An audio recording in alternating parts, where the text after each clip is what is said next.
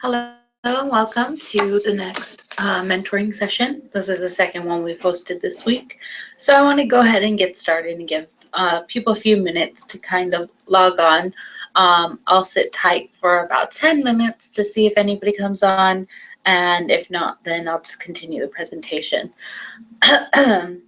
But I want to give everybody a chance to kind of log on and sign on to the broadcast. I prefaced last time that I am sick. I'm getting over a case of strep throat. So if I have to pause the presentation, I apologize. I'm coughing and trying to get better, so I apologize in advance. Um, Once again, just sitting tight for people to log on.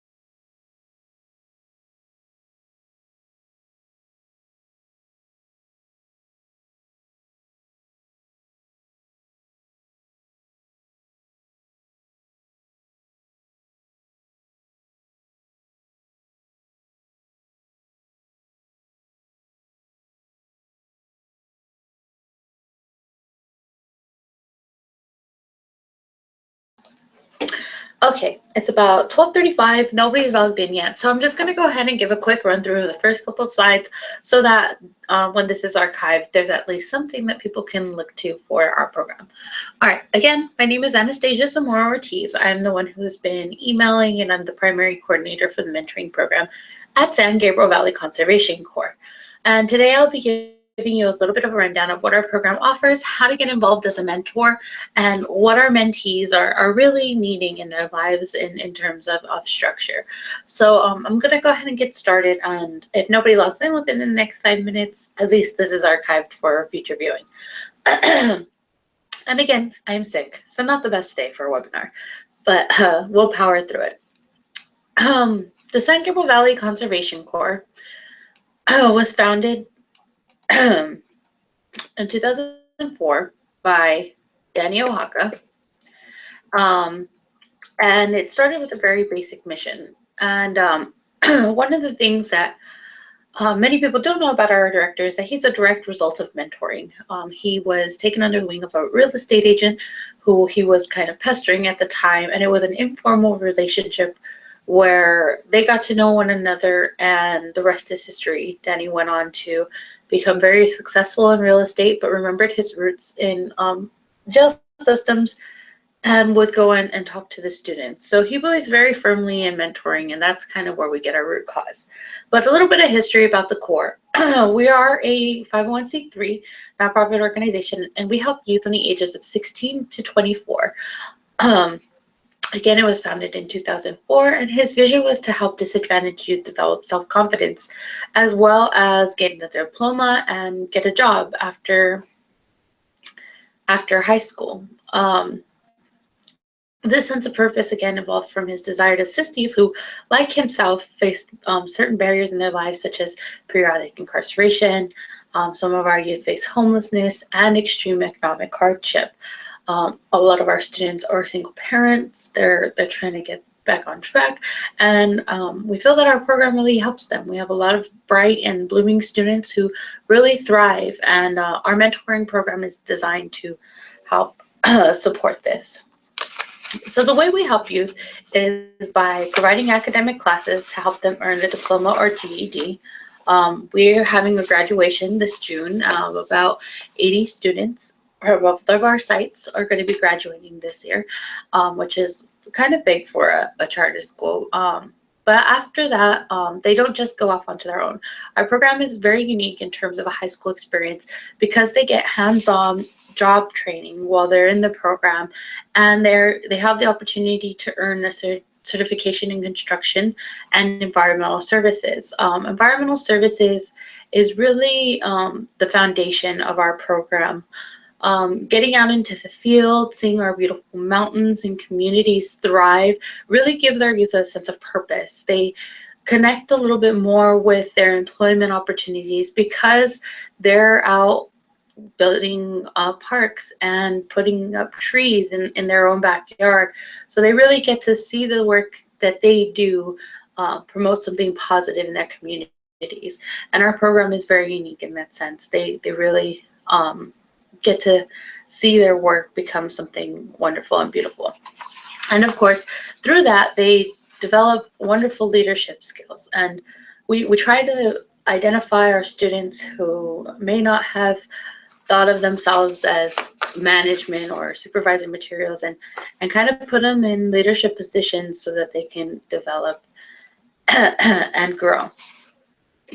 And to give you a little bit of a history on mentoring, if a few of you don't know what a mentor is or what mentoring is designed to do, this is a little bit of a background.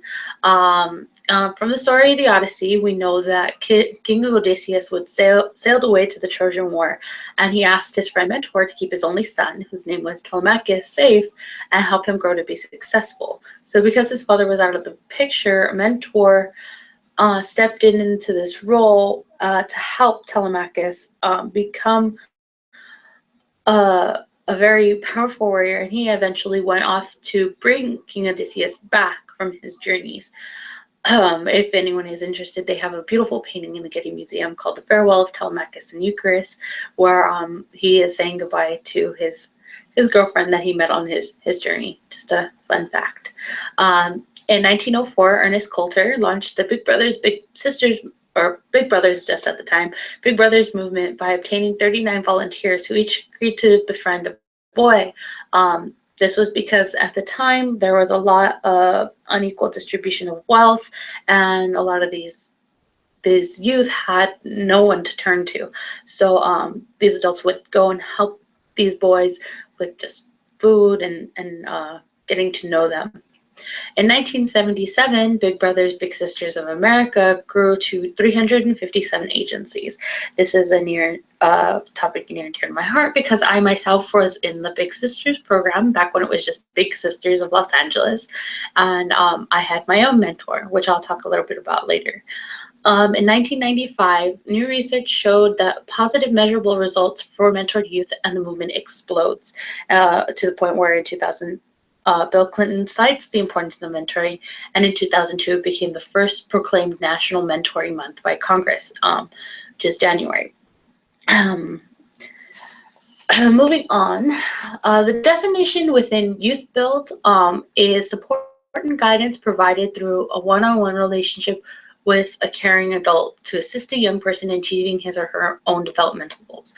So within YouthBuild, we try to match youth with both informal and formal mentors.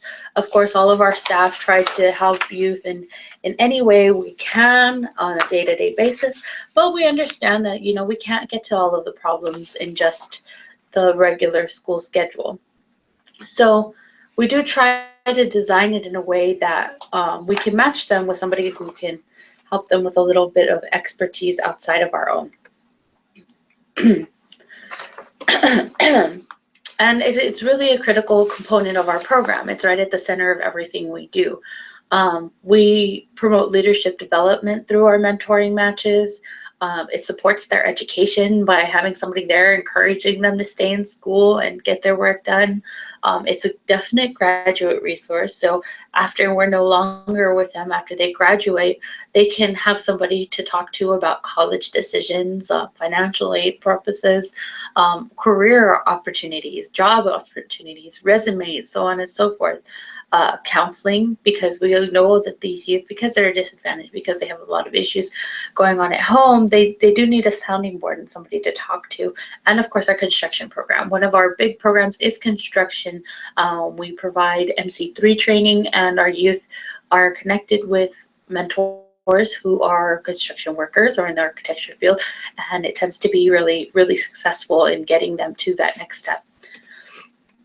So I'm going to skip through the statistics because I'm taking a tally and it looks like we still don't have any viewers. So I'm going to skip to the basics. But we're funded by a national grant from the Department of Juvenile Justice, and I always forget the acronym. That doesn't help that my brain is frazzled.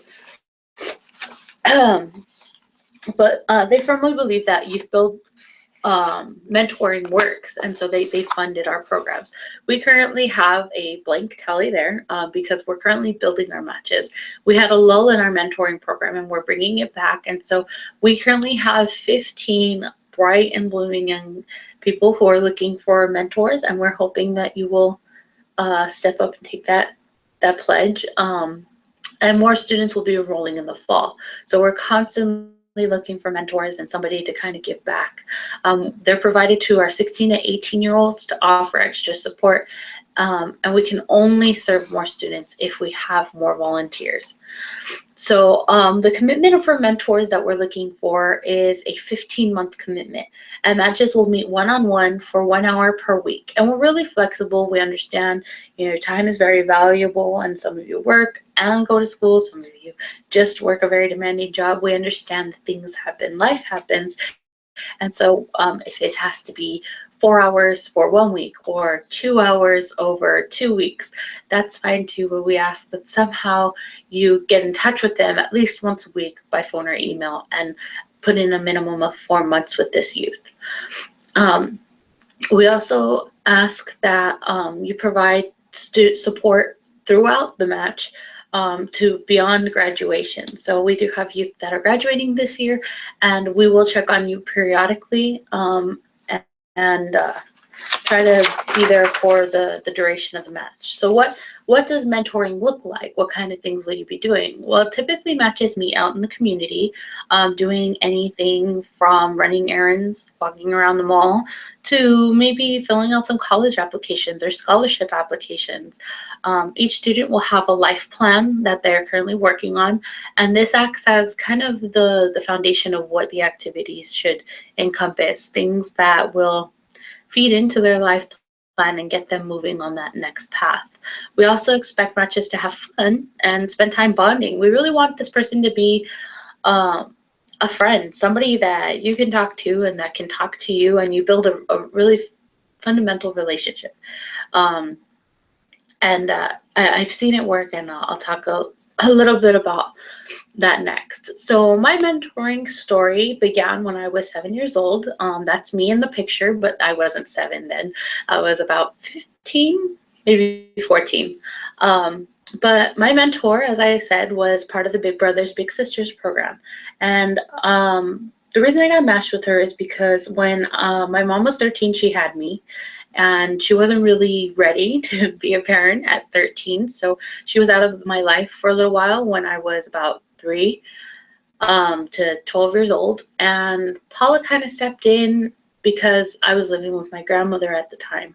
And my grandmother had a developmental disability. So the problems I was having in school and with my personal life, with being bullied and kind of having a rough patch, I couldn't really relate to her on those things. She didn't really understand. And so her caseworker actually matched me into this program, and I met with Paula. And it started very, very basic. I was about 7, so the first thing I wanted to do was go to Disneyland. I had never been to Disneyland, and it sounded like a really exciting thing to do. And she said, well, maybe.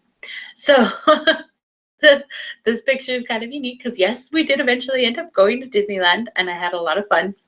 And I had a lot of fun just meeting with her in general, because we've been matched now. I'm 27 for 20 years, and what started as a very basic relationship actually turned into more paternal. I very much saw her as a second mother, and in a lot of ways she helped me repair my relationship with my own mother in a way that I don't think would have been possible without her.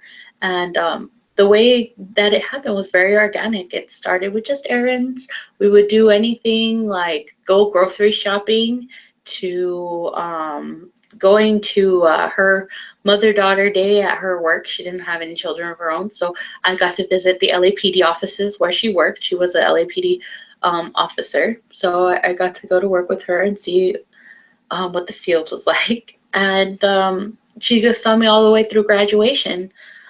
I graduated at 17, got honors, and she was there with me for every step of the way. And it was really not a huge time commitment on her part.